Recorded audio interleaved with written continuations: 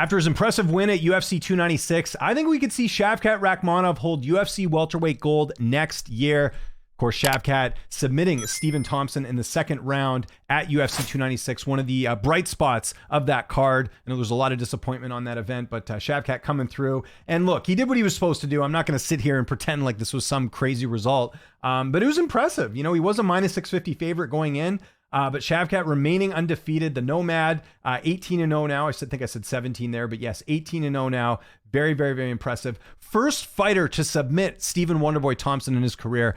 That's a huge feat, very huge feat that we should not overlook here. And in today's video, I'm going to talk a little bit about why I think, regardless of what his next fight is or what's going on, I think we will see Shavkat fight for the UFC title, and I think we could see him win it. Because what I see with Shavkat Rakhmonov, and I don't think I'm alone here, you see that it factor. He's going in there, and he's not just winning fights, he's dominating, he's finishing, he's looking impressive. And this is a guy that I think would be as big as Khamzat Chimaev right now if he did more media, if he spoke more English.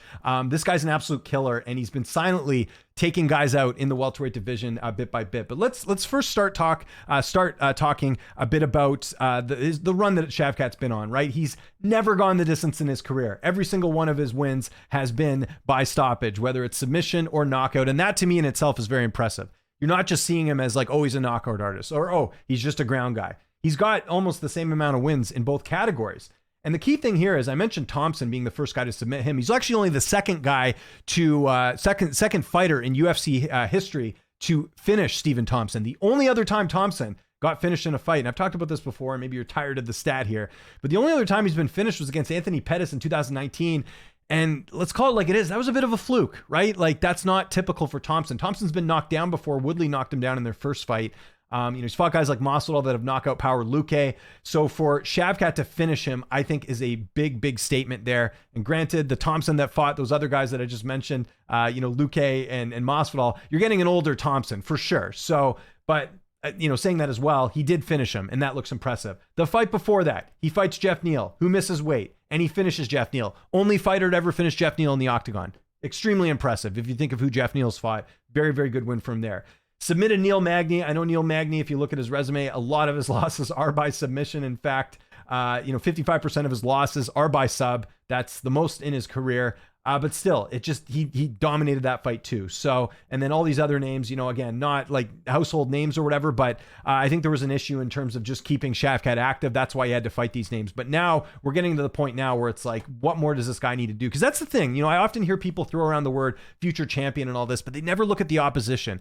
And to me, if you're fighting subpar opposition, which again, in this case, if you look at Shavkat's UFC career, he's been favored in pretty much all of his fights. The Thompson fight, he closed as a minus 810 favorite. So he's supposed to win. But if you're fighting the lesser opponents and you're finishing them, that to me does support that type of talk of him being a future champion here. So that's kind of my thoughts on Shavkat and what he's been able to do. I've been very high on him for a while. And, I wasn't sure if he'd be able to finish Thompson because, again, Thompson, pretty durable guy. If you look at his career, all of his losses are pretty much by decision, but he goes out there and he submits him in a fight that I saw some people call boring. I disagree. Shavkat's, again, picking his shots. He's trying to figure out where he wants to go. And then, once he found the opening and took advantage, he goes out there and he finishes Thompson. So huge win from there. Now, look, the reason I say that he should be fighting for a title here, that he'll be a champion, is because I think no matter what happens going forward, I think you will see him fight for a title. Now, look, I've been vocal about this in case people didn't get my opinion on this because I had a few people confused in the reaction video I did to this fight. Belal Muhammad should get the next title shot. I have no disagreements with that. If you look at Belal's resume, he's fought better opposition. He's fought ranked opponents. He deserves it. Now, Belal did not finish a lot of these fights, right? He did finish Sean Brady, still the only guy to hand Sean Brady his only loss, so we'll give him that. But yeah, you look at most of these guys, they're ranked, right? He fought Edwards, no contest, ranked opponent. Damian Maia, I believe, was ranked at the time. Might have not been, not there. Thompson was ranked, Luque was ranked, Brady was ranked, Burns is ranked. So he's got more wins over ranked opponents. That's why he should get the title shot next. No issues with that whatsoever. But saying that, I wouldn't mind if Shavkat was the backup for a potential Leon Edwards or Belal Muhammad fight in case something happens. I'd be totally down for that. Now, even if the UFC says, you know what, or maybe Shavkat himself says, you know what, I don't want to wait around that long just to be a backup. I want to keep active. Well, let's look at the top 5 right now.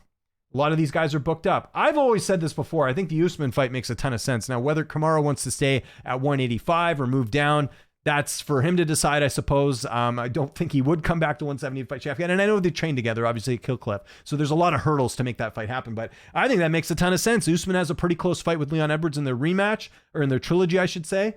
You can make a case that he's still hovering around the contender spot. Him and Shavkat, let's see what happens. Bilal most likely going to be fighting Leon next. You could do Colby. I just did a video on this as well. If the UFC is not fond of Colby Covington, that's an easy matchup right there. And I think Shavkat wins that, especially after how Colby looked in his last fight. Gilbert Burns is fighting Jack Della Maddalena.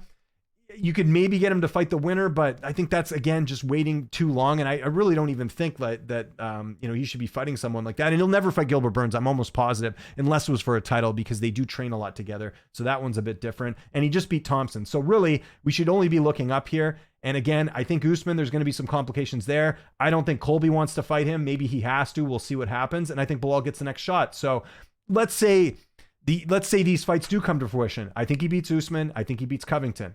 He's not going to fight Burns. And if he did have to fight Burns, I still think he beats him. So that's why I think, things are looking good for Shavkat to hold the welterweight belt. And I think right now he could beat Leon Edwards.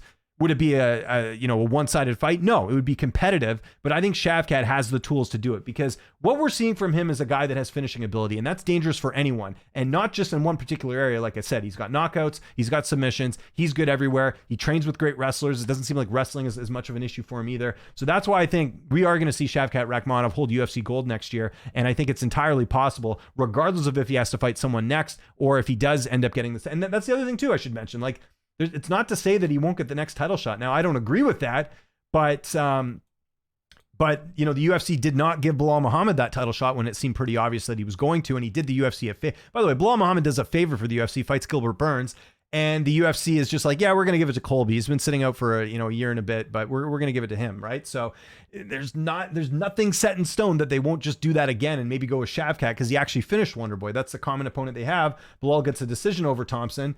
Shavkat finishes him. And again, I think he fought an easier Thompson at this point because he's older, but still, that's a very impressive win there. So I'm going to make this bold. I don't think it's bold. I think Shavkat's going to hold UFC gold. I really do. I think eventually he'll get to the title, and I think whoever he fights, I think he has the ability to win here.